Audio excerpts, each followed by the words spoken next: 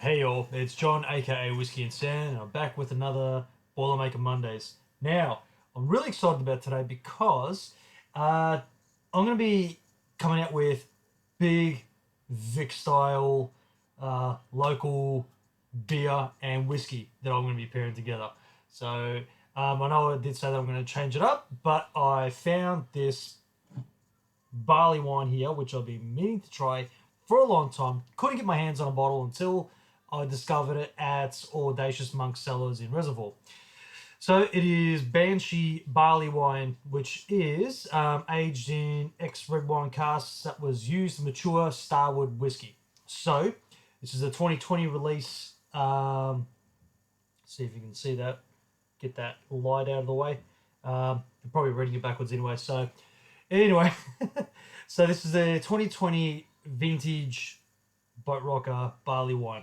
So she's not a lightweight in the slightest. It is 11.9%. And I already know exactly what I'm going to pair this back with. Something else that I've been meaning to try, which I have been given a loan of for the sake of this particular episode. Come back here, you. All right, let's just pour you down. Oh, look at you. Now, I've pulled this out of the fridge so we can warm up a little bit. Lovely. All right. So, because optimum drinking temperature for this is somewhere between 12 to 14 degrees. So, it has been chilling. It's been chilling this whole time. But now, I've had to bring it up to a drinking temperature which is suitable. As I've learnt with barley wines, I go smashing them down cold. Sure, refreshing, different, but these things, you treat them like whiskey and they open up with room temperature, or they just open up when they warm up. Anyway, cutting to the chase. So I decided Starward barrels, Starward whiskey from the oak barrel. So this is a this was matured fortifying wine barrels. A little bit, so barrel number 109 for all the people that are acquainted with the Starward casks. So bottled in 2020 as well, in October, 57.5%. Now it says aged in Australian Apera and Spanish Pedro Jimenez barrels, married in a 200-litre Apera barrel. So affectionately known as Smoke and Mirrors, this single barrel is bottled at cask strength exclusively for the oak barrel. So 57.5%. Smoke Mirrors. To me, it's got a level of complexity about it. When was it filled? It's 2015. So it's over 5 years. So that's not a bad one. So complexity, which I'm going to pair back with some barley wine. I think personally this is going to be a match made in heaven. And you know me from last year's pairings, where if I found a beer that's been barrel aged in that particular, like in a particular distillery, get your hands on a whiskey that's from that distillery, relatively close to the cask, so you get a nice complementing Boilermaker. So, but who knows? The complexity may go the other way around, and you could get a cutting or a or like a pellet resetter instead, where it just completely cancels out certain sections on your palate and just brings out something else instead. Who knows? Anything could happen with this kind of Boilermaker pairing. So I'm all for it. I can't wait to have one right now because it has just been one of those days in the office, I think. Lovely.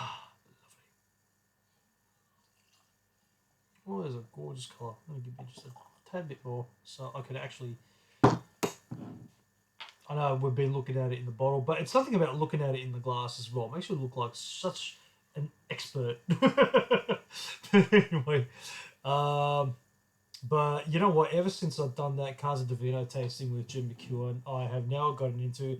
I'm going to call it a good habit, but some may say it's a bad habit. I call it a good habit personally. But it gives you an indication of what kind of body you're going to be up against with your whiskey. So give that a twirl around. I know Jim McEwen says get your finger and just rest it on there and make sure you don't spill a drop. So then that way you coat you coat your glass, and then you look for the legs and see how the legs. Man, these aren't even moving.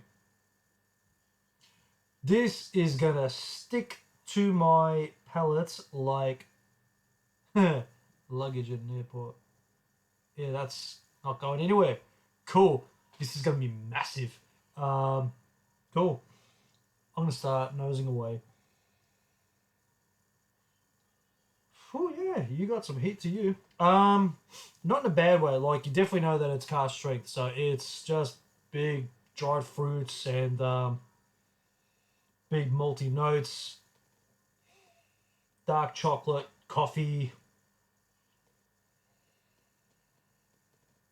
and then the more that settles with a little bit of air, which it's gonna need a lot of air. It's gonna need a butt ton of air. Um, then some green apples start coming out of nowhere. Um, actually, this has got a whole heap of this has got a whole heap of golden syrup in it. That's what I'm getting on this. So really nice, really nice. And it's you know what I gotta admit, it's one thing I haven't done a lot of, like with the pairings of Starward. I've got look, I've got me a handful that's over there from whiskey night that I attended. I do have both the releases of the charred red wine cask from the Whisky Club, both from 2019 and last year. So, and both of those are stellar whiskies, which I could have used with this barley wine, I dare say. Oh, this is a gorgeous nose, beautiful. All right, this is going to evolve in the glass, no doubt. So, on that note, oh look at that, some chunky goodness. We like the chunk in the glass. All right, I'm not going to waste any more time. I'm going to get me a sip of this. So let's go whiskey wash first, and let's go beer rinse afterwards, and see how that goes after we do a swap over. But yeah, it's going to be a hard one to tell which way is going to work best with this particular pairing because I'm suspecting both of them are going to be just big all round. Like this is already big on the nose. That's going to be before I actually get whiskey down the palate. Oh, loads of that butterscotch, and there's that hints of that red wine cask influence. It's oaky, level of smoke to it, and red cherries, or dark cherries. I'm getting anyway. Oh, yum! Barley sugar for sure. Barley sugar for days. All right. Anyway, let's do the whiskey wash first, and then we'll get a beer rinse and see how that goes.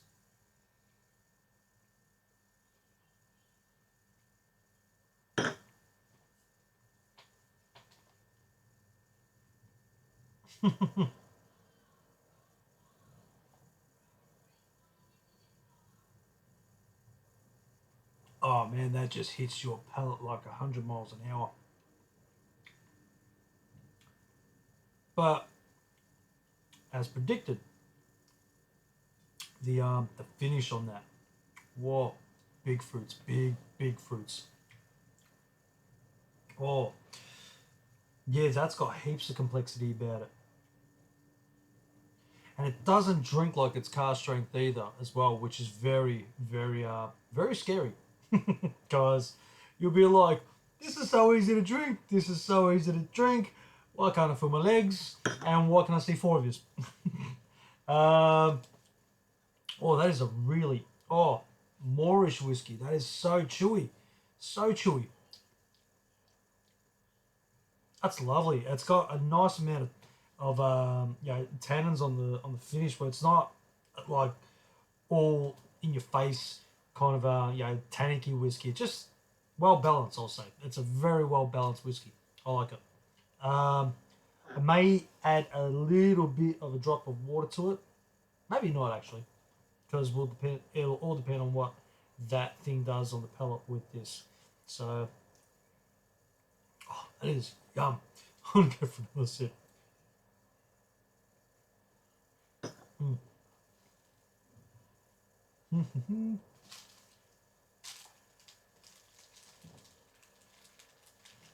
Mm.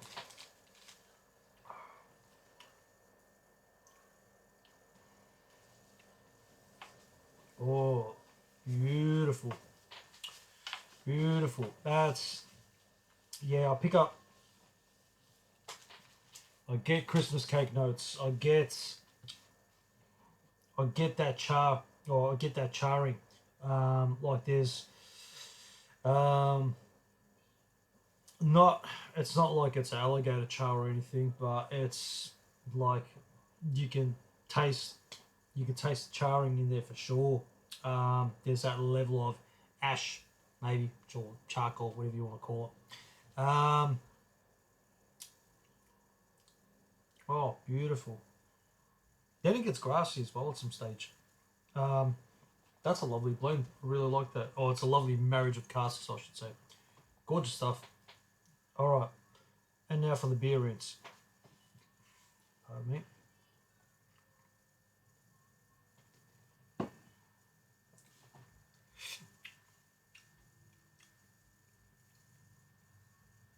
Oh yeah.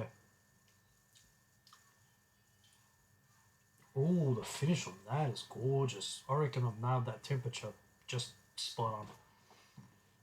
Yeah, that's good. That is good. Really good. That just marriages so well. That is match made in heaven, these two. Um, one for the camera, that's for sure.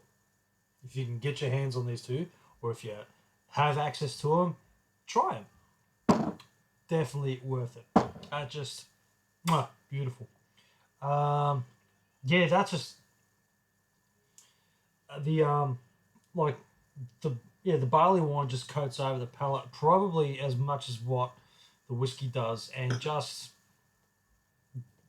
look like eases its way into what the whiskey left on the palate with regards to the dry fruits, and then it becomes so much sweeter. Um, and then it leaves that nice, like a butterscotchy kind of finish on the palate with a hint of the barrel influence from the barley wine that just lingering in the background there. Not overpowering or anything, just beautifully. Just easing its way in. So we're gonna go the other way now and see which one works better. So let's go a beer wash and then we'll do a whiskey rinse and see how we go from there. So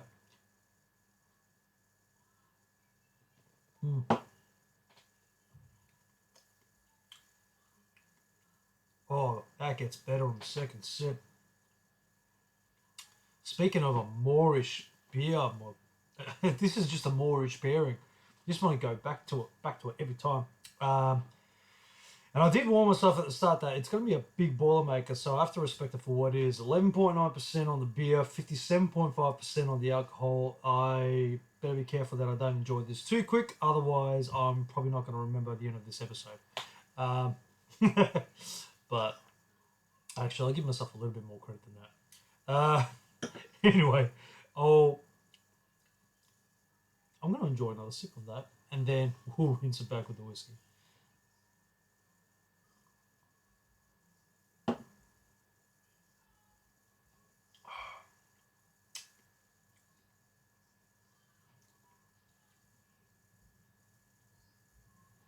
Yeah, beautiful stuff. All right, let's rinse it down, shall we?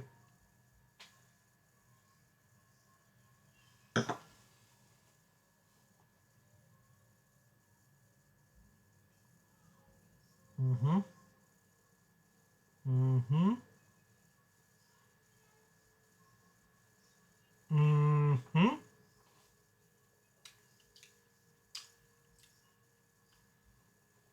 Oh, wow. Now the malt flavor really comes out. It's just malt and chocolates. And I think the PX comes out a lot more. The PX influence comes out of that once the barley wine's gone over the palate first and then you rinse it down with the whiskey. The PX influence come out Big time. Oh, yum. Oh, what a delish Boilermaker. I'm so glad I got my hands on both of these because these just work beautifully. Absolutely beautifully. I'm so glad I put these two together.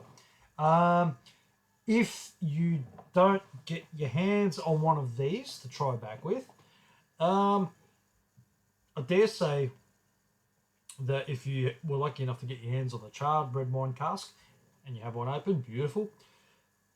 Otherwise, with that particular barley wine, I reckon the Apera cask, like if you've got your hands on like an Apera cask bottling from Starward, that'll just work so well with that Banshee barley wine. Preferably something with a bit of age to it. Even if it is relatively young, then that's not a bad thing for it. Will it overpower it? Maybe, but this has its own level of complexity about it, where it kind of tames the beast a little bit. It's got like a bit of a cutting agent where like the barley just coats over the palate a bit and just kind of takes out like any rough edges. But then it brings out its whiskey cask, like its whiskey barrel element that it has on the finish, and makes it really enjoyable. So I'm really pleased with tonight's Boilermaker. I'm so going to enjoy this one. So without any further ado, I will leave you all to it for tonight. I hope you enjoyed this episode, and I will bid you a good evening. And next week, I'm going to try my best to get my hands on someone for the show. Someone that I can pick their brains about with regards to what way they roll with regards to Boilermaker pairings. And we'll try something as well. Whether we do it via Zoom, whether we do it in person, will be the surprise that I leave. So stay tuned for next week's episode and have a good evening, and I'll catch you all then.